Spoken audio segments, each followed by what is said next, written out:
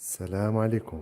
في حلقة اليوم بغير العادة غنتعداو 2 دقائق، وكما وعدناكم في الحلقة السابقة هذه الحلقة تتهم شهادات عن فوائد العسل من لسان أطباء متخصصين في المجال.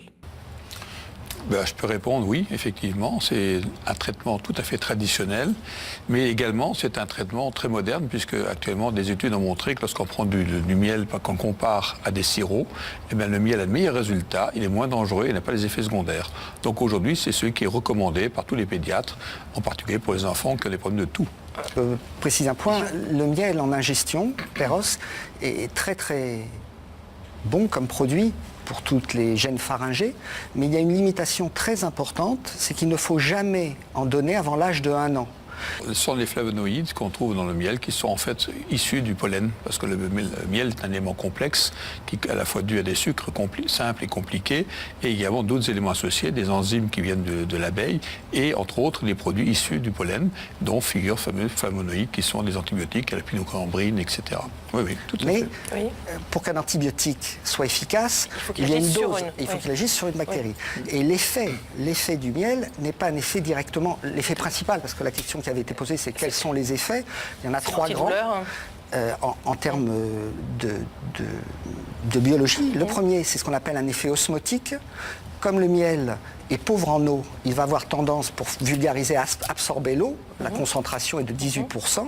Il va absorber de l'eau et à partir de là, sur la plaie, ou bien au niveau de la gorge, il va faire un effet osmotique de surface qui va empêcher les germes de s'accrocher, vulgairement. Un pansement, en fait. Oui, les germes vont glisser. D'accord. Le deuxième effet, c'est un effet antibactérien, bactéricide, c'est-à-dire si on met du miel sur des colonies de germes, elles ne se développent plus. Et il y a plusieurs, et c'est là un intérêt primordial du miel, il y a plusieurs études qui ont démontré que sur des plaies infectées avec des germes résistants aux antibiotiques de 3e génération, on met du miel et la cicatrisation se produit. Et je crois que mon collègue... On va revenir après sur les problèmes de plaies. Et le troisième effet ? Et le troisième effet, c'est que le miel procède des produits qu'on pense être créés par l'abeille, parce que l'abeille, en fait, hydrolyse les sucres. Il y a de la salive chez les abeilles, elles produisent des molécules, des enzymes en majorité. Ces enzymes vont pénétrer dans les cellules des bactéries, aller sur le génome de la bactérie, c'est-à-dire le cerveau de la bactérie en quelque sorte, ce qui commande tout, et vont détruire l'ADN des bactéries. Et à partir de là, des bactéries résistantes sont détruites par le miel. Il y a des... Oui, alors c'est tout le problème de la question du sucre contre le miel. C'est-à-dire le sucre, une solution de sucre mouillé a aussi une efficacité détersive. Mais il y a des études qui ont prouvé que quand on utilise du miel à la place du sucre pour le même type de plaie, on a un résultat qui est 5 à 10 fois plus rapide en termes de cicatrisation et en termes d'efficacité. Donc il faut absolument vérifier que le miel soit vraiment du miel. Et c'est vrai que c'est un problème qu'on utilise un miel alimentaire parce qu'on n'a pas toujours la certitude. Alors, que quand les gens s'alimentent avec du miel, leur taux de glycémie est beaucoup plus stable, voire baisse. Et puis vous jouez aussi sur les lipides, les cholestérols, et ça joue aussi, semble-t-il, directement sur certaines enzymes hépatiques, sur le pancréas. Donc ça, à plusieurs niveaux, dans le cadre du diabète, ça peut jouer. C'est que d'une façon générale, on a intérêt plutôt à sucrer nos aliments avec du miel qu'avec du sucre ? Tout à fait. C'est une évidence, parce que le sucre, les sucres qui sont dans le miel sont meilleurs que les sucres qui sont dans les sucres.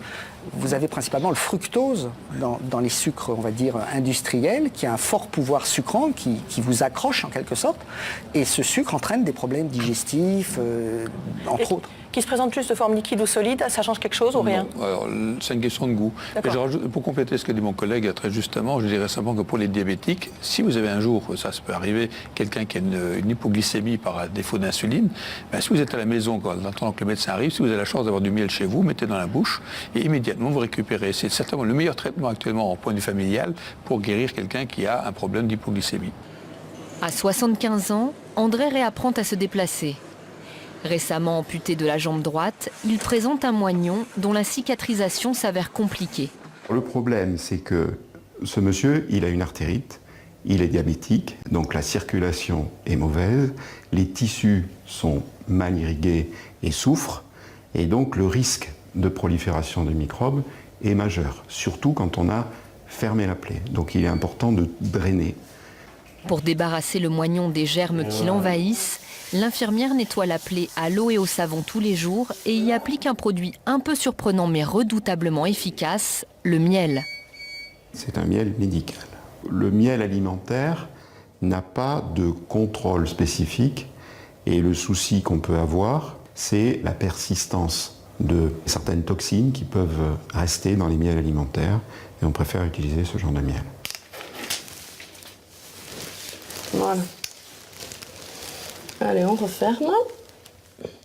L'intérêt du miel, c'est qu'il est très concentré et que dans un milieu très concentré, les microbes se déshydratent. Le deuxième intérêt, c'est son acidité qui permet de lutter et d'empêcher la prolifération des microbes. Le troisième intérêt, c'est que le miel, au contact de l'eau, fabrique en quelque sorte de l'eau oxygénée. Et l'eau oxygénée, les microbes n'aiment pas. Donc nous ne tuons pas les microbes, nous les enlevons après à la douchette, mais auparavant nous empêchons qu'ils prolifèrent exagérément. Grâce au miel, en quelques semaines, l'aspect du moignon d'André s'est nettement amélioré. شكرا على الاستماع. الحلقة القادمة طرق استعمال العسل لصحة جيدة.